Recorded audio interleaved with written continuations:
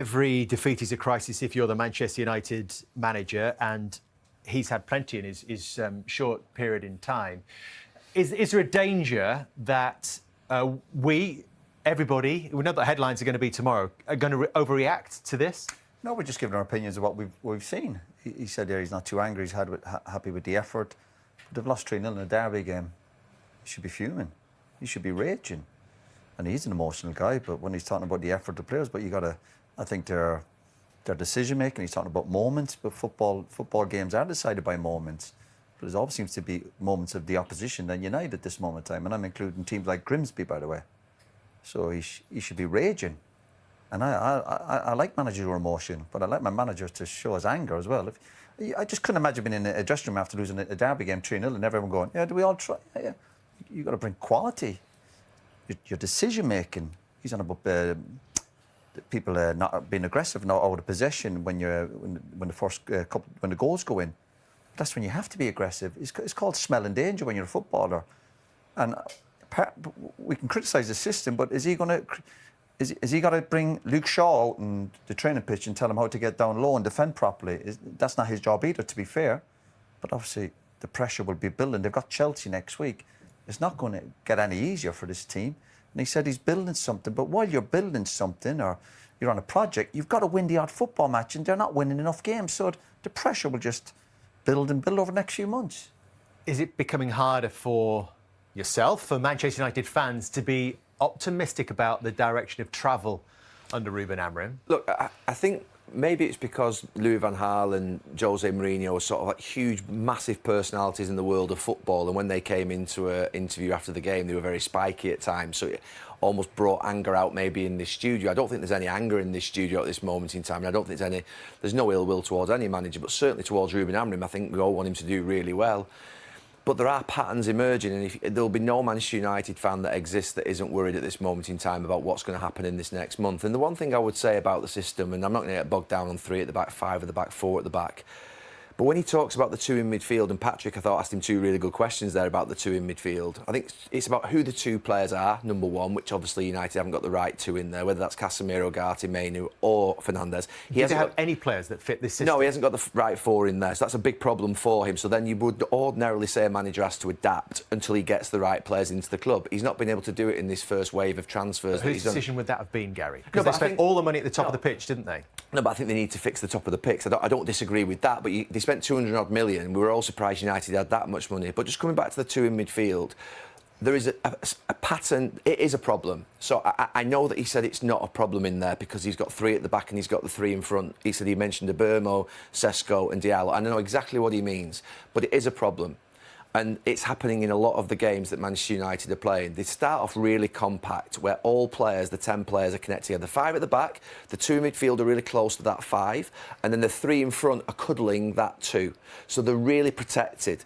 But what happens is if the game becomes a little stretched, and it usually happens when Manchester United concede a goal. It happened against Burnley, it happened against Fulham, it happened against, not necessarily against Arsenal, but it happened against Burnley, Fulham, it happened against here today against Manchester City. When Manchester United go a goal down and those 3 start to be a bit more risk-taking, a bit more expressive, and they start to stretch a little bit, that 2 then look wide open. And you can't deny that.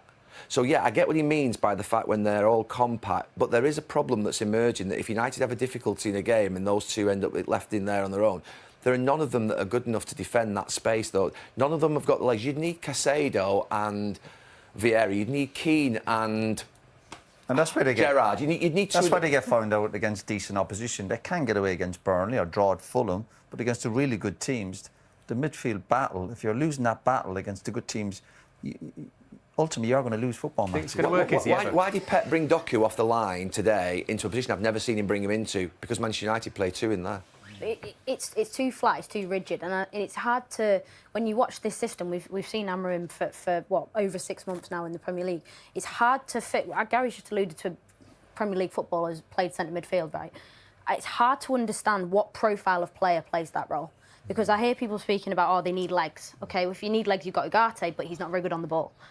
And then you've got Fernando's who plays in that role because he's creative and he can see that forward pass almost because he knows he wants to receive that type of forward pass himself. So he's sort of compromising. Casemiro often plays.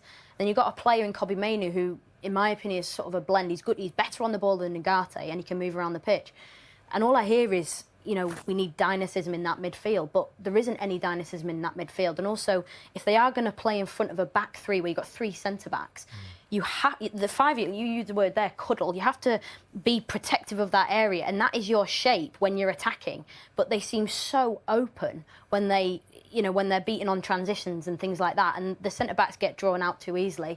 And it's hard to actually find the profile of player that fits the system, not just in that midfield role, but in other areas of the pitch. You've played in a 3 at the back. You've played a 4. You've played for whatever system. If you was out there tonight, it's very difficult for you to do your job in that system because you're forever thinking about when you've got to jump into midfield. Say you played right of a 3. You played right back all your career, bombing up and down, but then you go right of a 3. But you're used to certain positions on the pitch and how to defend. I just think it's too confusing for the players. I think it's easier to go 4 at the back and push someone in midfield rather than go with the 5 at the back. If you played, wouldn't you have to be one of the main creators in this team as well? So when I did play 3 at the back under Terry Venables or under Glenn Hoddle, me or Stuart Pearce were the right or left centre-backs. But if a team played 1 up against us, we would go to a back 4. Correct. We would go to a back 4, so basically Stuart Pearce would tuck in alongside, say, Tony Adams, and I'd go then, but obviously they'd have 2 wide players, so you'd end up basically, I'd shuffle across to right back and be a bit more traditional.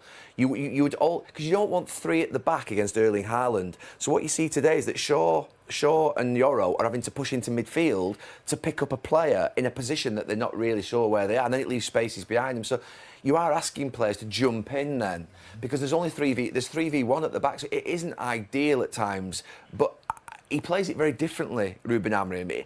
It's not even... You never see Shaw going out to play left-back and saying, OK, play Dorgu left-wing for, like, 20 minutes and play Shaw left-back and play, what's he called, Yoro and De Ligt in midfield and Mazraoui back to right-back. That would have fit today against Bernardo Silva, Doku and Haaland. But they didn't do that. They don't do that. They do it a different way where one of the back players goes into midfield. The record is ugly. I'm talking about Ruben Amorim's Premier League record since coming in, and of course... You put mine up then. you play 3 at the back. It's not far off. Well, I think your win ratio was actually higher, wasn't it? This is 25% win ratio from 31 Premier League games, with a goal difference of minus 13. Gary sort of alluded to October being a time where we need to see progress.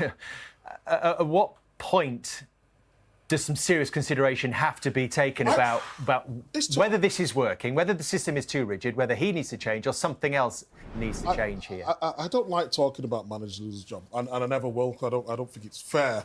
But obviously what he's doing right now is not working. Since his first Premier League game, I think he's got less points than some of the worst teams in the Premier League. You know, and if you're going to be at Man United, it needs to be better than that. You know, we're stating the obvious here.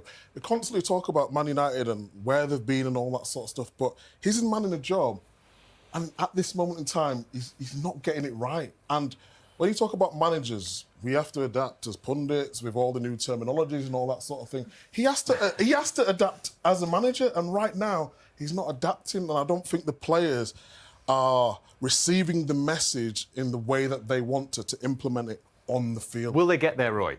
If you know, we give Ruben Amorim the season and say, OK, this is another free hit. You know, it's more hope than belief at this moment in time, because again, we're watching him, we see him week in, week out, and yeah, not convinced. But I hope they can prove us wrong. And we're on about the supporters and the media losing kind of belief in this management. My worry is if the players aren't truly behind him in terms of the way they're playing in this system, because the results just haven't been good enough. And yeah, big worry. Manchester United's best player is Bruno Fernandes, and that is my biggest worry. Still? He's Manchester United's best player. He's been incredible for 5, 6, 7 years. His numbers are outstanding and would live in any Manchester United era. But in this system, he either has to play as one of a 2 in midfield, which means he's deep, or he has to play as either like a left-sided forward or a right-sided forward. So that isn't ideal. It reminds me a little bit of when Sebastian Veron came to Manchester United. We were very much a 4-4-2 team, and when Sebastian Veron was very much almost like a 4-3-3 midfield player, where he had like a sitting midfield player with one of the two in front, like the eights that they call it eights now. That's what Bruno Fernandes is. He's just like he wants someone deep lying behind him, and then one of those two in there that plays with a bit of freedom. And that's a bit of a worry that Bruno Fernandes has started to